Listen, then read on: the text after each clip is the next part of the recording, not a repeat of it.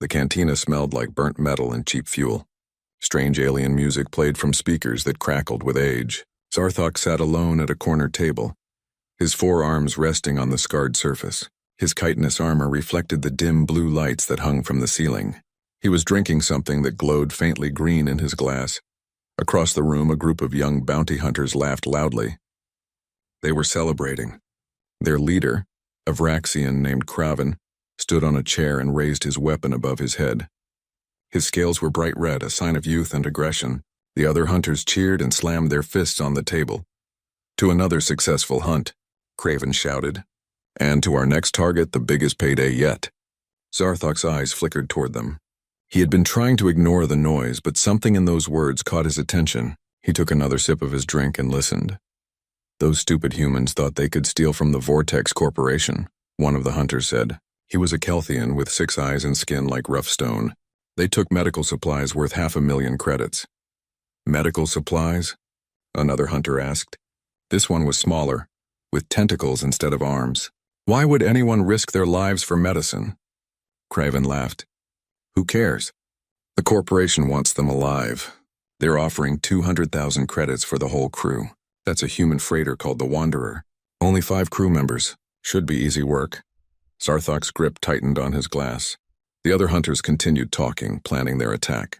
They discussed weapons, tracking methods, and how they would split the reward. They sounded confident. They sounded like they had already won. Zarthok stood up. His height made several nearby aliens look up in surprise.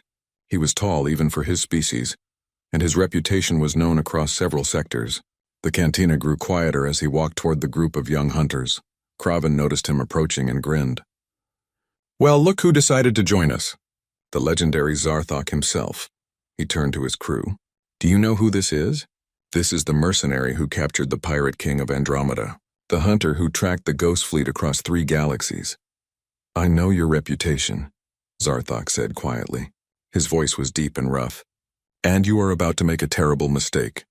Kraven's grin faded slightly. "What are you talking about?" "The humans. You should not hunt them." The young hunters looked at each other and then burst into laughter. Even Kraven seemed amused.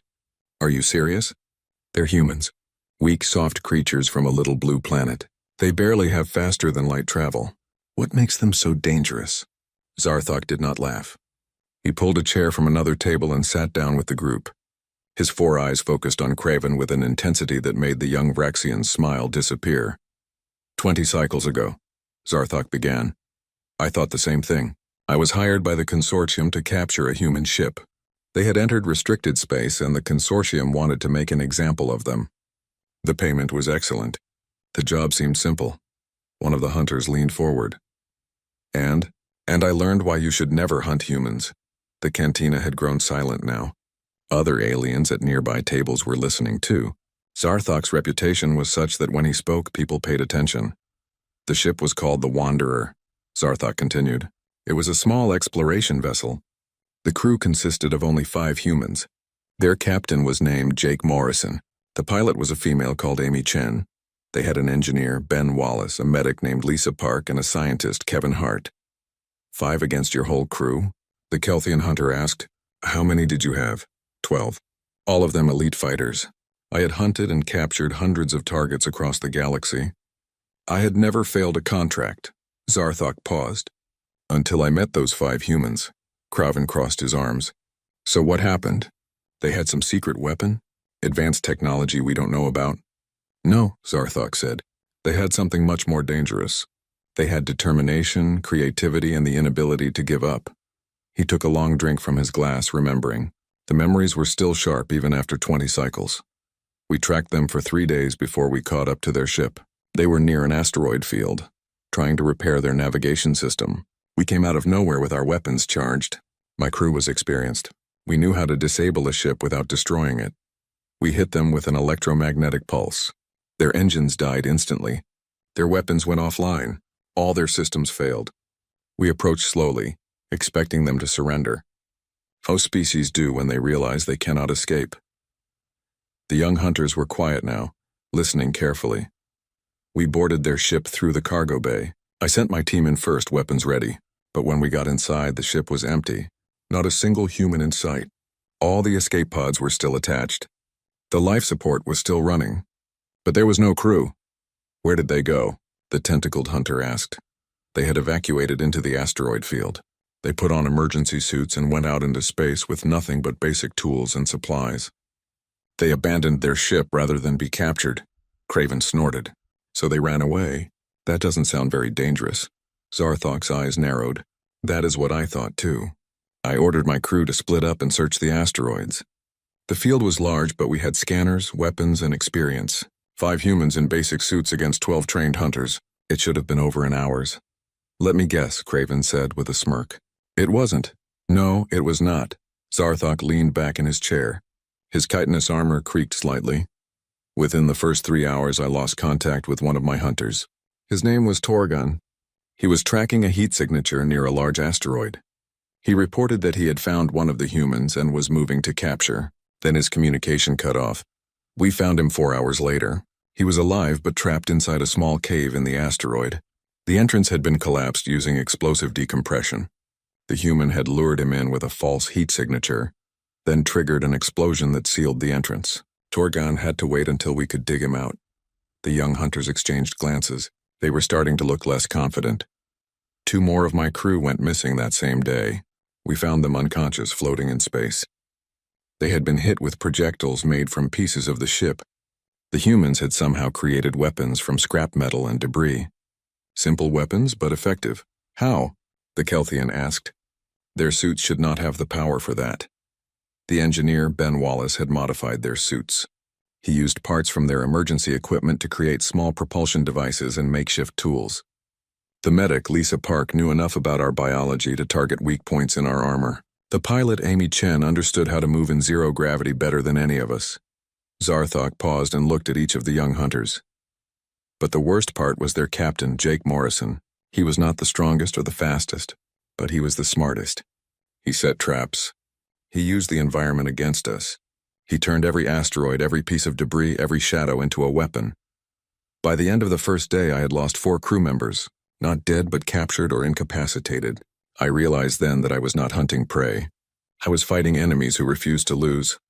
The cantina was completely silent now. Even the music had stopped. Everyone was listening to Zarthok's story. I called for reinforcements, Zarthok said. I reported to the consortium that the job was more difficult than expected. They laughed at me. They said I was being beaten by 5 humans and that I should be ashamed. They refused to send help. So what did you do? Craven asked quietly. His earlier confidence was gone. I continued the hunt. I had a reputation to protect. I could not return as a failure. My remaining 8 crew members and I searched the asteroid field for 6 more days. 6 days of constant fighting, constant surprises, constant fear. Zarthok stood up slowly. He looked down at the young hunters with an expression that was hard to read. Do you know what I learned during those 6 days? He asked. I learned that humans are the most dangerous species in the galaxy. Not because they are strong, not because they are smart, but because they never give up. They fight with everything they have. They turn their weaknesses into strengths. They make weapons from nothing, and most terrifying of all, they learn quickly. He turned to leave, but Craven stood up and grabbed his arm. Wait, you cannot just stop there. What happened? Did you catch them? Zarthok looked at the hand on his arm, then at Craven's face. Slowly, he removed the young Vraxian's grip. I will tell you the rest, he said. But first you must promise me something. After I finish my story, you will abandon your hunt for that human freighter. You will find another target. Any other target, Craven hesitated. His crew members looked at each other nervously. Promise me, Zarthok repeated. Or I walk away now and you learn the lesson I learned the hard way. Finally, Craven nodded. Fine, I promise. Now finish the story. Zarthok sat back down. He ordered another drink from a passing server, a small alien with multiple arms. When the drink arrived, he took a long sip before continuing. The second day was worse than the first, he began. That was when I realized the humans were not just defending themselves. They were hunting us back. Zarthok's voice grew quieter as he continued his story.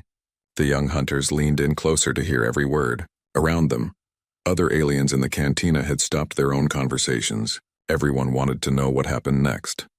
On the second day, I decided to change my strategy. Splitting up was clearly not working. The humans were picking off my crew one by one. So I gathered my remaining 8 hunters together. We would search the asteroid field as a group. Surely 5 humans could not defeat 9 of us working together. He paused and shook his head slowly. I was wrong again. The humans had been waiting for us to do exactly that. They had been watching us, learning our patterns. While we thought we were hunting them, they were studying us. The Kelthian hunter spoke up. But how? They were just wearing emergency suits. They should not have had the equipment to track you. The scientist, Kevin Hart, understood physics better than our navigation officer. He watched how we moved through the asteroid field. He calculated where we would go next based on our search patterns. And Jake Morrison used that information to set up an ambush. Zarthok took another drink. His forehands trembled slightly as he remembered. We were moving through a narrow passage between 2 large asteroids. It was the logical path to take.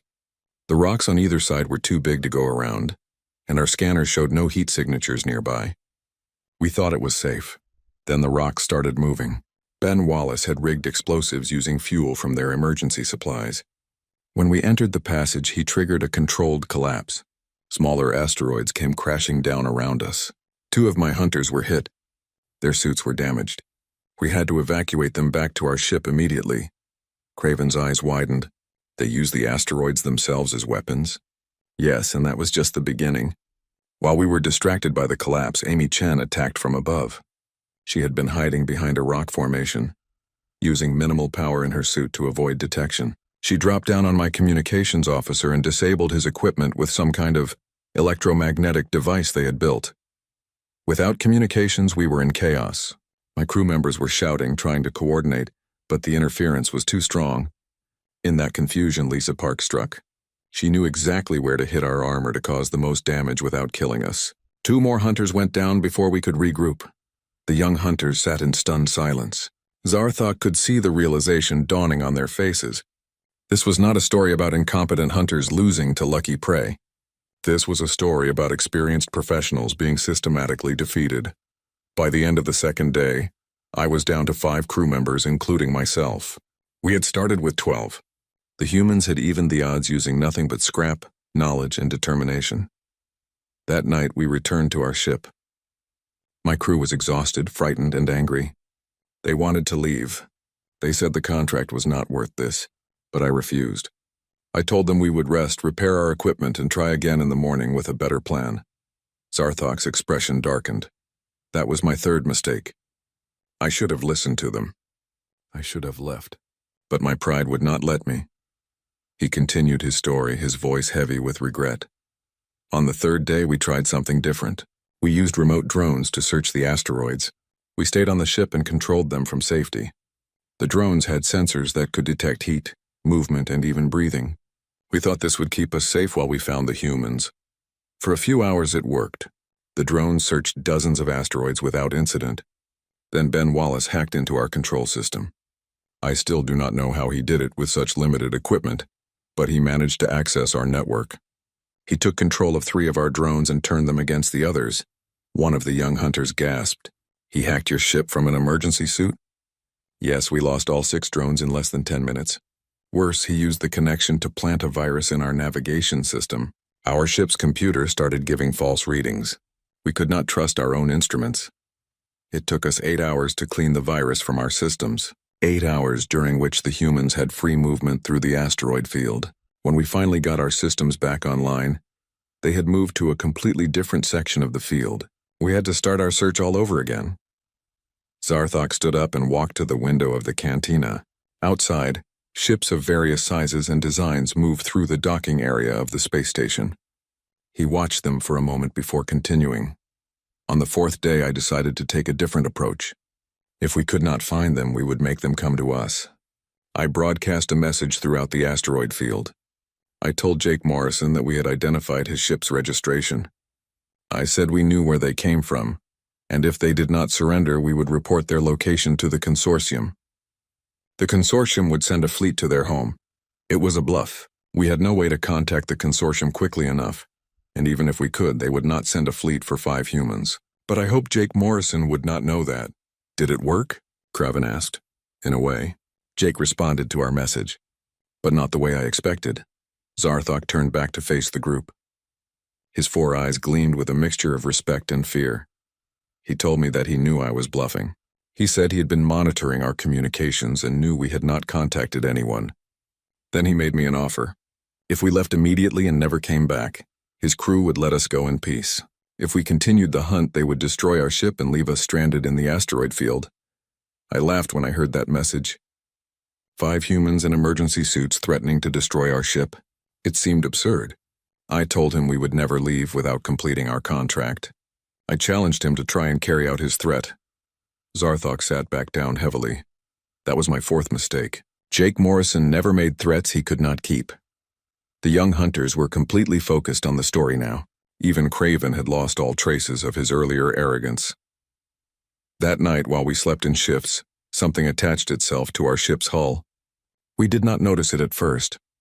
Our sensors did not detect anything unusual. But in the morning, when we tried to move the ship, the engine would not start. Ben Wallace had somehow gotten close enough to our ship to sabotage the main power coupling. He used parts from their ship that they had salvaged before we boarded it.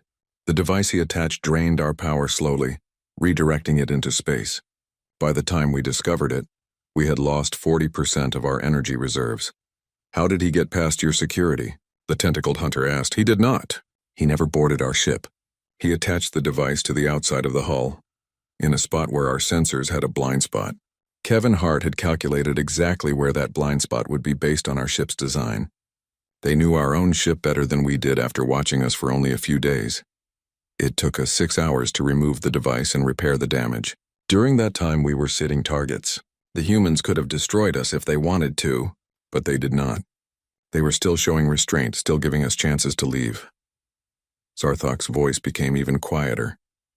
I did not see it as mercy then. I saw it as mockery. I became obsessed with capturing them. This was no longer about the contract or the money. It became personal. I wanted to prove that I was still the best hunter in the galaxy. I wanted to show that humans were not as dangerous as they seemed. On the 5th day, we set a trap of our own. We found one of their supply caches hidden in a small asteroid. They had been storing air, water, and other necessities throughout the field. We waited near that cache, knowing they would eventually come back for supplies. Amy Chen came. She approached carefully, checking for danger. But we were patient. We let her reach the cache and begin gathering supplies. Then we struck. We surrounded her quickly, 5 of us against 1 human. She had nowhere to run. Finally, after 5 days of hunting, we had captured one of them. Zarthok's expression became grim. I thought I had won. I thought this would be the turning point. I contacted Jake Morrison and told him I had his pilot. I said if he did not surrender within 1 hour, I would harm her. I told him to come to a specific location in the asteroid field alone and unarmed. What did he say? Craven asked quietly. He agreed. No argument, no negotiation. He just said he would be there. Zarthok looked around at the young hunters. That should have been my first clue. Jake Morrison agreed too easily. He had a plan. He always had a plan, but I was too focused on my victory to see the trap I was walking into. He finished his drink and signaled for another. We waited at the meeting location. I had Amy Chen bound and guarded by 2 of my crew. The other 2 were positioned around the area, watching for any tricks. I stood in the center, waiting for Jake Morrison to arrive. He came exactly on time. He flew into the area on a small thruster pack, his hands raised to show he was unarmed. He landed near me and removed his helmet. That was the first time I saw his face clearly. What did he look like? One of the hunters asked. Ordinary. That was what surprised me. He looked like any other human. Not particularly tall or strong. His face was tired and dirty from days in the emergency suit. But his eyes were completely calm. There was no fear in them. No anger, just determination. The new drink arrived and Zarthok drank half of it before continuing. His 4 hands gripped the glass tightly, as if he needed something solid to hold on to while remembering what came next. The moment Jake Morrison smiled, several things happened at once. My ship's alarm started blaring. Ben Wallace had gotten inside somehow. He was in our computer systems again, but this time he was not just planting a virus. He was taking complete control of the ship. My 2 crew members who were supposed to be watching for danger suddenly shouted warnings. Lisa Park and Kevin Hart appeared from hiding spots I had not even known existed. They had been there the whole time, waiting for the signal. And Amy Chen, the pilot we thought we had captured and bound, broke free from her restraints. They were not real restraints at all. She had been pretending to be helpless, waiting for the right moment. Craven's mouth fell open. She let herself be captured? Yes, it was all part of their plan. Amy had been carrying a tracking device when we captured her. While we were focused on her and Jake, Ben Wallace used that signal to locate our ship and sneak aboard. The whole hostage situation was a distraction. Zarthok shook his head slowly. In less than 30 seconds, my entire operation fell apart. My ship was under hostile control. My crew was surrounded by 3 humans who had appeared from nowhere, and I was standing face to face with Jake Morrison, who was not nearly as unarmed as he had appeared. He pulled a small device from his suit. It was a weapon they had made from ship components. Simple but effective at close range. He pointed it at me and very calmly told me to order my crew to stand down. I had no choice. I gave the order. My hunters dropped their weapons. We were defeated. After 5 days of hunting, 5 humans had beaten 12 trained mercenaries. The young hunters sat in silence. The cantina remained quiet. Even the bartender had stopped working to listen to the story. But here is the part that truly frightened me, Zarthok continued. Jake Morrison did not kill us. He did not even want to capture us. He just wanted us to leave. What do you mean? The Kelthian hunter asked. He told me that he understood we were just doing a job. He said he knew we had been hired by the consortium and that we were following orders. He did not blame us personally. He only wanted us to leave his crew alone and never come back. I could not believe it. I told him that if he let us go, we would just report back to the consortium. They would send more hunters. His mercy would accomplish nothing. Zarthok's expression became distant, as if he was seeing that moment again. Jake Morrison looked at me with those calm eyes and said something I have never forgotten. He said that humans believe in giving people chances. He said every intelligent being deserves the opportunity to make better choices. If we chose to come back, that would be our decision. But he was giving us the chance to walk away. Then Lisa Park, the medic, stepped forward. She was still wearing her emergency suit, but she had medical supplies with her. She said she wanted to check on my injured crew members. I thought she was joking. We had been trying to capture her for 5 days and now she wanted to help us? But she was serious. She treated the 2 hunters who had been injured in the asteroid collapse. She carefully examined them, explained what she was doing, and used her limited supplies to make sure they would be okay. All while we were her prisoners, and why would she do that? One of the young hunters asked. I asked her the same question. She said that once the fighting stops, everyone is just a person who might need help. She said being a medic means helping anyone who is hurt, even enemies. It is part of human medical ethics. Zarthok paused and looked around at the group. That was when I truly understood how dangerous humans are. They combine ruthless efficiency with unexpected mercy. They can be vicious fighters one moment and compassionate healers the next. You never know which side you will face, and that uncertainty is terrifying. He continued his story. Ben Wallace released control of our ship, but not before showing us everything he had accessed. He had been in our communications, our navigation, our weapon systems, everything. He could have destroyed the ship or vented our atmosphere into space. Instead, he just proved that he could have done it if he wanted to. Kevin Hart explained to us exactly how they had survived for 5 days. He described every trap, every calculation, every strategy. He was not bragging. He was teaching us. He wanted us to understand that this had not been luck. It had been planning, teamwork, and human adaptability. Then Jake Morrison made us an offer. He said we could leave in our ship with all our equipment, but we had to promise never to hunt humans again. Not just his crew, but any humans. He said if we agreed, he would not report us to the consortium. No one would know we had failed. I asked him how he could trust us to keep that promise. He said he could not. But he believed that most beings, when given a choice between kindness and cruelty, would choose kindness. He was giving us that choice. Zarthok's voice became rougher, thick with emotion. My crew wanted to agree immediately. They had been terrified for 5 days. They wanted to go home. But I hesitated. I had never failed a contract before. My reputation was built on success. If I walked away, would I still be respected? Would I still get hired? Jake Morrison seemed to understand my struggle. He said that reputation can be rebuilt, but lives cannot be replaced. He said there is no shame in choosing to live rather than die for pride. Then something happened that changed everything. One of my crew members, the youngest one, panicked. He saw Amy Chen standing near him and thought she was going to attack. He grabbed a weapon we had dropped and fired at her. Jake Morrison moved faster than I thought possible. He threw himself in front of Amy and took the blast meant for her. The weapon hit him in the chest. He collapsed to the ground. The young hunters gasped. Craven leaned forward. He jumped in front of an enemy weapon? Yes, without hesitation. He protected his crew member even though it meant risking his own life. That is what human leaders do. Zarthok's 4 eyes became wet, something rare for his species. The moment Jake was hit, everything changed. Amy Chen screamed his name. Lisa Park rushed to his side. Ben Wallace took complete control of our ship again, this time locking all of us out. Kevin Hart aimed 3 improvised weapons at us, his earlier calmness replaced by cold anger. My crew member who had fired the shot dropped the weapon in horror. He had not meant to hurt anyone. He was just scared. But intention did not matter. He had injured their captain. Lisa Park worked on Jake Morrison frantically. She used her medical supplies, her emergency suit's life support systems, everything she had. Amy Chen held his hand and talked to him, telling him to stay awake. I watched these humans care for their leader with an intensity I had never seen. Jake Morrison was badly hurt, but the blast had not been immediately fatal. Our weapons were designed to stun and incapacitate, not kill. But he was losing consciousness and needed real medical treatment soon.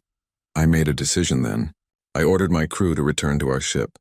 I told them to retrieve our medical supplies and bring them to Lisa Park. My hunters looked at me in confusion, but they obeyed.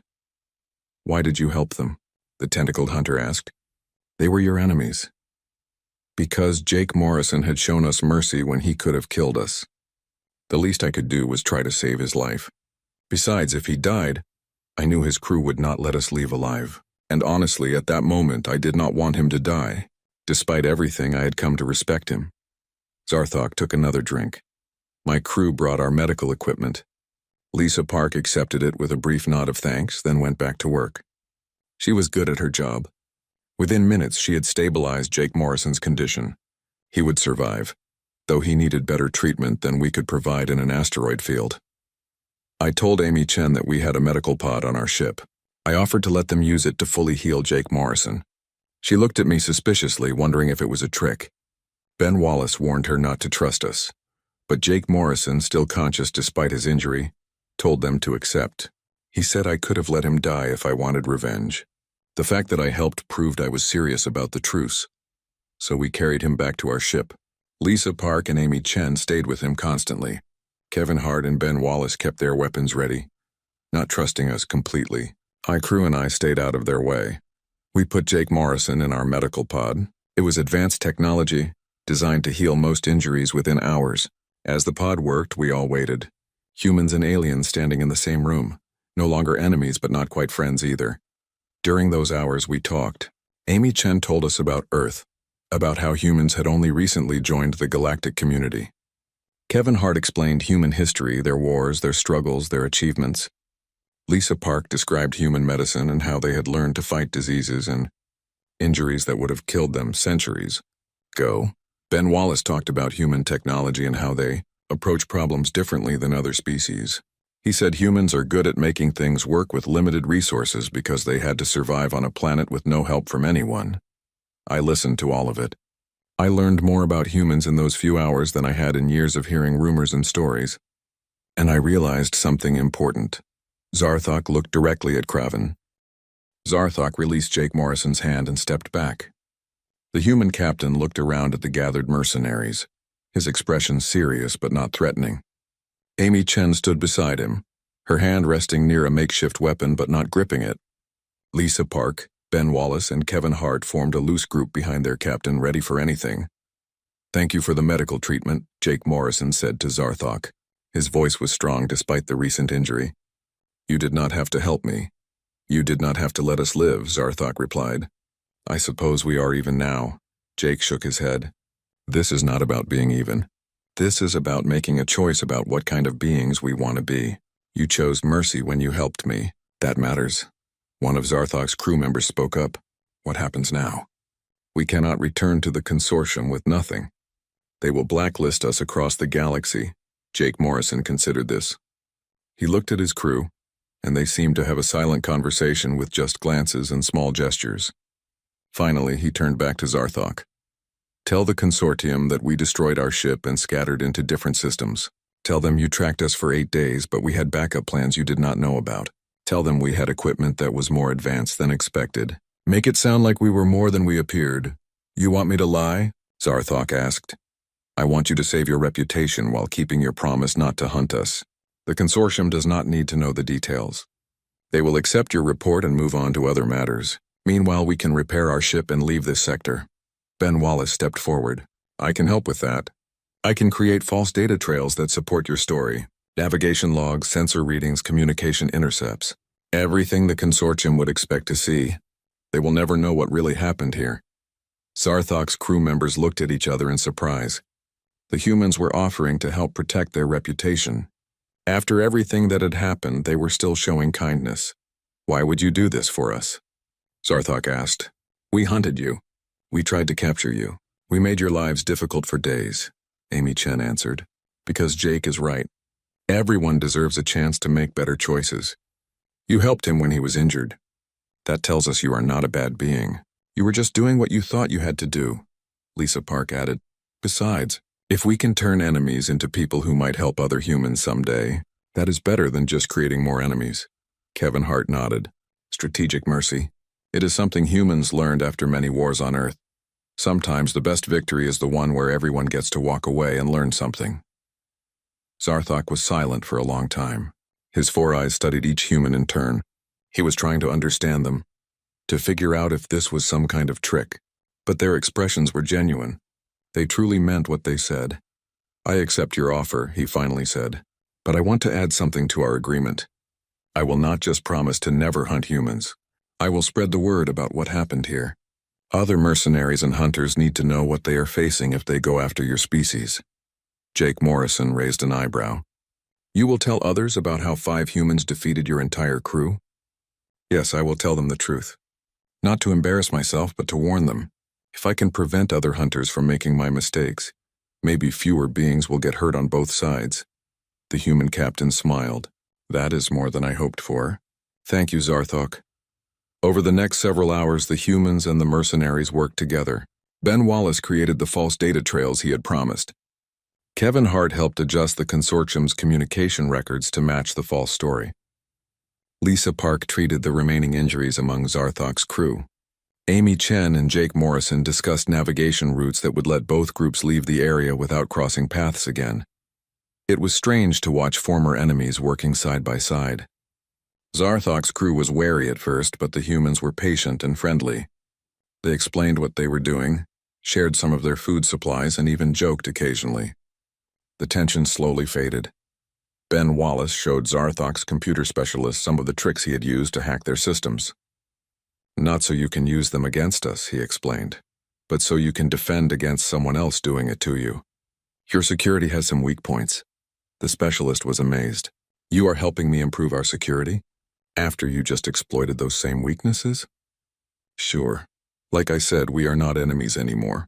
Besides, better security makes everyone safer. If you ever run into pirates or real criminals, these improvements could save your lives. Kevin Hart talked with Zarthok about the physics of the asteroid field.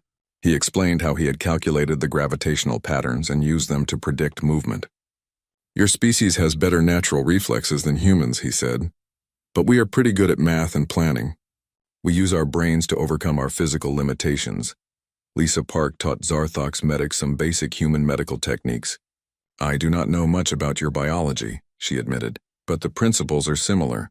Stop bleeding, maintain breathing, prevent shock. If you ever encounter injured humans again, hopefully under better circumstances, this information might help. Zarthok watched all of this with growing respect. These humans could have just taken what they needed and left. Instead, they were building bridges, sharing knowledge, and turning a terrible situation into something positive. When everything was ready, Jake Morrison called everyone together. Humans and aliens stood in a circle in the cargo bay of the mercenary ship. We are about to go our separate ways, Jake said. But before we do, I want to say something. What happened over the past 8 days was difficult for all of us. People got hurt. Everyone was scared.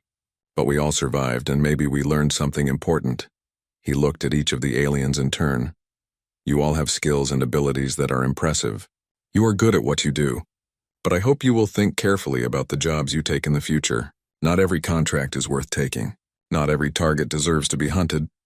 Amy Chen continued the thought. There are real criminals out there. Pirates who hurt innocent people. Smugglers who traffic in dangerous weapons or drugs. Those are the targets worth hunting. But people like us who were just exploring and trying to help others, we should not be targets. One of Zarthok's crew members asked, "How do we know the difference?" "The consortium told us you were criminals," Ben Wallace answered. "You ask questions. You investigate. You do not just take a contract because someone is paying. You think about whether the job is right." Kevin Hart added, "And sometimes you have to trust your instincts. If something feels wrong about a job, it probably is wrong." Lisa Park smiled softly. "We are not saying you should stop being mercenaries. Just be mercenaries with honor. Be the kind of hunters who only go after beings who truly deserve it." Zarthok stepped forward. He placed one of his 4 hands on his chest in a gesture of sincerity from his culture. "Everything you have said is true. I have been a hunter for many years, but I never questioned my contracts before. I just assumed that if someone was willing to pay, the target must deserve to be caught. I was wrong. From now on, I will be more careful, and I will teach others to be careful too." He looked at his crew. "All of you have fought bravely. You have also shown that you can be merciful and wise. I am proud to work with you. When we leave here, we will be different than when we arrived. We will be better." The mercenaries nodded in agreement. Some looked relieved. Others looked thoughtful. All of them seemed to have been changed by the experience. Jake Morrison extended his hand to Zarthok again. "Safe travels. I hope our paths cross again someday under peaceful circumstances." Zarthok took the hand firmly. "Safe travels to you as well. And thank you. Thank you for not killing us when you had the chance. Thank you for teaching us instead of just defeating us." The 2 groups separated. The humans gathered their equipment and prepared to return to their damaged ship. The mercenaries escorted them to the airlock, no longer as guards but as respectful companions. Before the humans left, Lisa Park turned back one more time. "Oh, I almost forgot. The medical supplies you were sent to stop us from delivering. They were for a colony suffering from a disease outbreak. Children were dying. We stole them because the corporation that owned them was refusing to help without payment the colony could not afford." She paused, letting that sink in. "We are criminals according to the consortium, but sometimes being a criminal is the right thing to do. Just something to think about." With that, the 5 humans left the ship and flew back across the asteroid field to the Wanderer. Zarthok and his crew watched them go in silence. One of the mercenaries finally spoke. "They stole medicine for dying children, and the consortium called them criminals." Another added, "And we tried to capture them for it." Zarthok's voice was heavy. "Yes, we did. And if they had not been so capable, we would have succeeded. Those children would have died, and we would have been paid well for causing it." The crew stood quietly, processing this realization. "We need to change," Zarthok said firmly. "Not just in how we select contracts, but in how we think about our work. We are not just tools for whoever pays us. We have responsibility for our actions." His crew agreed. They had learned an expensive lesson, but it was one. In the cantina on Outpost Vega 7, Zarthok finished his story and looked at the young hunters. They sat in complete silence, their earlier confidence and excitement completely gone. Kraven, the red-scaled Vraxian who had been so eager to hunt humans, now looked pale and uncertain. "That is what happened 20 cycles ago," Zarthok said. "That is why I warn you never to hunt humans." The tentacled hunter spoke quietly. "Did you keep your promise? Did you really stop hunting humans?" "Yes. I have never taken another contract against a human. I have turned down dozens of jobs over the years, some offering incredible payment. But I gave my word to Jake Morrison, and I will not break it." Craven cleared his throat. "And did you spread the warning like you promised?" "I did. Many hunters ignored me. They thought I was exaggerating or making excuses for my failure. Some went after humans anyway. None of them succeeded." "What happened to them?" the Kelthian asked. Zarthok's expression became grave. "Some came back like I did, defeated but alive. Others were not so lucky. Humans show mercy when they can, but not all situations allow for mercy.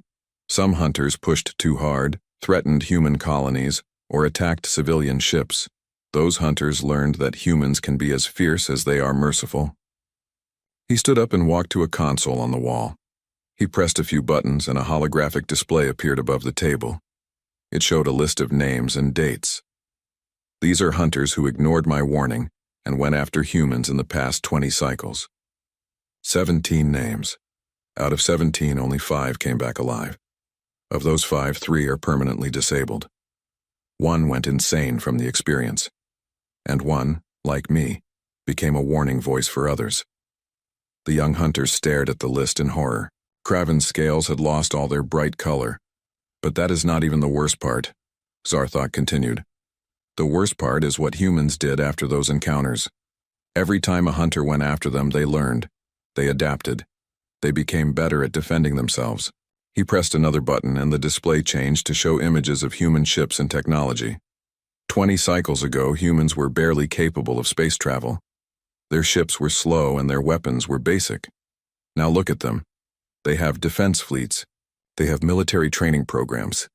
They have developed new technology specifically designed to counter the tactics used by hunters and mercenaries. You did that, Kevin Hart's voice had said during one of their conversations in the asteroid field. Every species that attacks us teaches us how to defend against them. We learn from our enemies faster than they learn from us. Zarthok turned off the display and sat back down. I learned later what happened to Jake Morrison and his crew.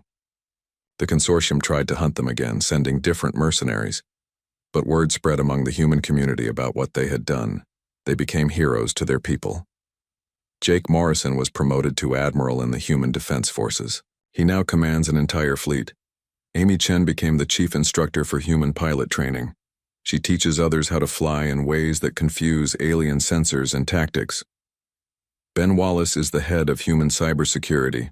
Every human ship and station now uses security protocols he designed based on what he learned from hacking our systems. Lisa Park runs the Human Combat Medical Program, training medics to treat injuries on any species, enemy, or ally. And Kevin Hart. He advises the human military on strategy and tactics. He helps them understand alien psychology and predict how different species will react in various situations. The young hunters looked at each other with dawning understanding. Kraven spoke slowly. You are saying that by trying to capture them, you helped create some of humanity's most effective defenders? Exactly. My failure became their success. Every hunter who went after humans and lost made humanity stronger. We trained them. We showed them our weaknesses. We taught them how to fight. Zarthok leaned forward, his 4 eyes intense. That is the real danger of hunting humans.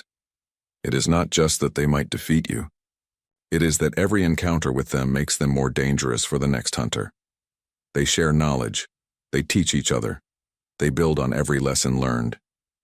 He paused, letting his words sink in. There is a human saying I learned. It goes, "What does not kill me makes me stronger." For most species, that is just a nice phrase. For humans, it is literally true. Every challenge they face, every enemy they fight, every problem they encounter makes them tougher and smarter. The Kelthian hunter spoke up. But they are still just one species. We have the entire galaxy. Surely we are more powerful together. Are we? Zarthok challenged. How many species work together as well as humans work within their own species?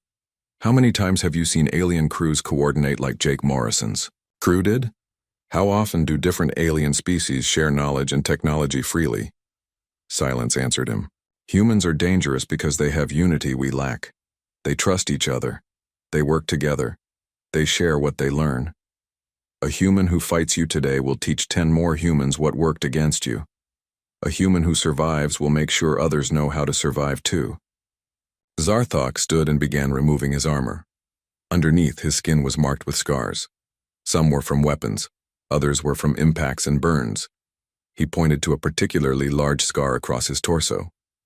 This is from when I underestimated Amy Chen. She hit me with a piece of debris moving at high speed. I barely survived. He pointed to scars on 2 of his arms. These are from the collapsed asteroid that Ben Wallace triggered. The rocks moved faster than I expected. He showed them a scar near one of his eyes. This is from when I got too close to Kevin Hart. He had calculated exactly where to strike to temporarily blind me without killing me. Even in combat, humans can be precise. Finally, he pointed to a scar over where his primary heart would be. And this is from Lisa Park. She was defending Jake Morrison when he was injured. She knew exactly where to strike to stop me without causing permanent damage. A medic who knows how to hurt as well as heal. He put his armor back on slowly. Every scar is a reminder. Humans are not prey. They are not weak. They are not easy targets. They are survivors who have turned survival into an art form. Kraven stood up abruptly. His crew looked at him, waiting for his decision. He looked at each of them, then at Zarthok. "We will not hunt the human freighter," he said firmly. "You are right. The contract is not worth it. We will find another target." "A wise choice," Zarthok said. "May I suggest you also be more careful about which contracts you accept in the future? Not every job is honorable, even if it is legal." One of the young hunters asked, "What do you do now? If you do not take contracts against humans, who do you hunt?" "I am more selective now. I only accept contracts against genuine criminals. Pirates, smugglers, terrorists, beings who truly harm others. And I make sure to investigate before I accept any job. I never want to be on the wrong side again." Zarthok finished his drink and prepared to leave. But Kraven stopped him with one more question. "Do you regret hunting Jake Morrison and his crew?" The old mercenary thought about this carefully. "I regret that it happened the way it did. I regret that people were hurt. But I do not regret the lesson I learned. Meeting those 5 humans changed my life for the better. I am a better hunter now. But more importantly, I am a better being." He looked at each of the young hunters. "You asked earlier if humans are really that dangerous. Let me give you a final answer. Humans are dangerous in ways that have nothing to do with strength or weapons. They are dangerous because they make you question yourself. They make you think about right and wrong. They make you want to be better than you are. Jake Morrison could have killed me. He could have taken revenge. Instead, he showed me mercy and taught me wisdom. That is more dangerous than any weapon because it changed who I am. I cannot be the same hunter I was before I met him." Zarthok walked toward the exit of the cantina. The other aliens moved aside to let him pass. His reputation still commanded respect, maybe even more now than before his story became known. At the door, he turned back one last time. "Remember this. Humans are not your enemies unless you make them so. But once you do, you will face an enemy who never gives up, never stops learning, and never forgets. Choose wisely." He left the cantina and boarded his ship. On the hull, painted in several languages including human English, were the words, "Never hunt humans." Inside the cantina, Kraven and his crew sat quietly. The celebration from earlier was forgotten. Finally, one of them spoke. "Should we tell the others?" "There are many young hunters who might not know." Kraven nodded. "Yes, we will spread the warning. Zarthok is right. This knowledge could save lives." They began composing messages to other hunters, other crews, other mercenaries across the galaxy. Zarthok's story would spread further. More hunters would hear the warning. Some would listen, some would not. But the word was getting out.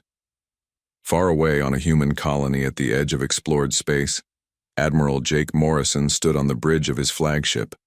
He was reading reports from various sectors when a message came through on a secure channel. It was from an old contact, someone who monitored the mercenary networks. The message was brief.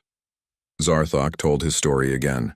Another group of hunters decided not to pursue human targets. Thought you would want to know. Jake smiled and deleted the message. He looked out at the stars through.